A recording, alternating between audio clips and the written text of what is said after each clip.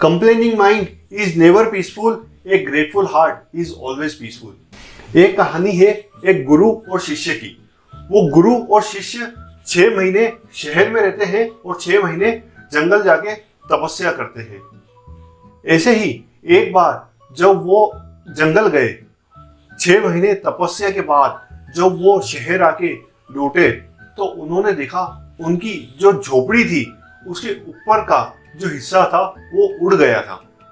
तब जो शिष्य था उसने बोला, हे भगवान, हम 6 महीने तेरी इतनी कड़ी तपस्या करते हैं, उसके बाद भी तूने हमारी ये झोपड़ी, जब हम शहर आके रहने के लिए लगे तो तूने ये झोपड़ी का ऊपर का हिस्सा उड़ा ही दिया।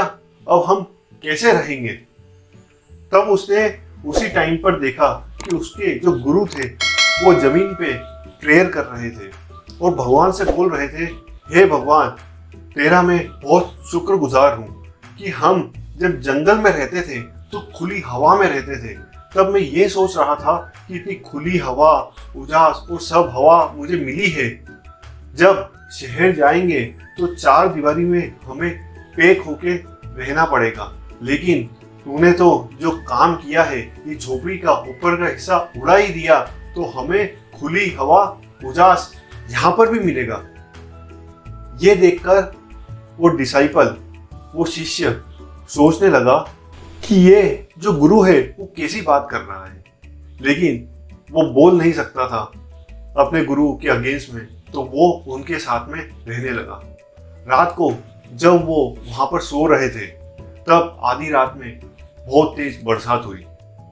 उस बरसात में जब वो शिष्य गीला होने लगा तो वो सोचने लगा कि अरे, ये झोपड़ी का ऊपर का जो हिस्सा उड़ गया है, उसके कारण हम सो भी नहीं पा रहे हैं। और तभी उसने देखा कि उसके जो गुरु थे वो जो बारिश हो रही थी उसमें नाच रहे थे और वो बोल रहे थे, हे भगवान, तू ही सब कुछ है, और एंजॉय कर रहे थे। तब वो शिष्य ने अपने गुरु से बोला कि पहले ये झोपड़ी का ऊपर का हिस्सा भगवान ने उड़ा दिया, फिर भी तुम सोच रहे हो कि भगवान ने अच्छा किया। अभी हम सो नहीं पा रहे हैं, बारिश हो रही है, फिर भी तुम ये बोल रहे हो कि भगवान ने अच्छा किया। तो गुरु ने बोला कि मुझे भी नहीं पता कि भगवान हकीकत में है भी कि नहीं है, लेकिन हमें ये पता है कि जीवन जीने का सही तरीका है खुश रहना, क्योंकि जब हम खुश होते हैं तो हमारी खुशियां बढ़ती है, जब हम दुखी होते हैं तो हमारे दुख बढ़ते हैं। तब वापिस से गुरु नाचने लगे और बोलने लगे कि हे भगवान, तू ही सब कुछ है, कि ऐसे जो शिष्य तुमने दिए हैं तो मुझे तेरी कदर होने लगी, और झूमने लगे। थोड़ी देर तक वो शिष्य अपने गुरु को देखता रहा। उसके बाद वो सोचने लगा कि सिचुएशन दोनों के लिए सेम है, लेकिन मेरे जो गुरु हैं वो एंजॉय कर रहे हैं, खुश रह पा रहे हैं, और मैं दुखी रह रहा हूँ। और तभी वो शिष्य झूमने लगा और बोलने लगा कि हे भगवान, तू ही सब कुछ है, कि मेरे जैसे इंसान को ऐसे गुरु मिले, कि मैं ऐसा नेगेटिव था लेकिन मुझे इतनी खुशियां बांटने वाले ऐसे गुरु मिले जो हर एक परिस्थिति में खुश रहते हैं और खुशियां बांटते हैं।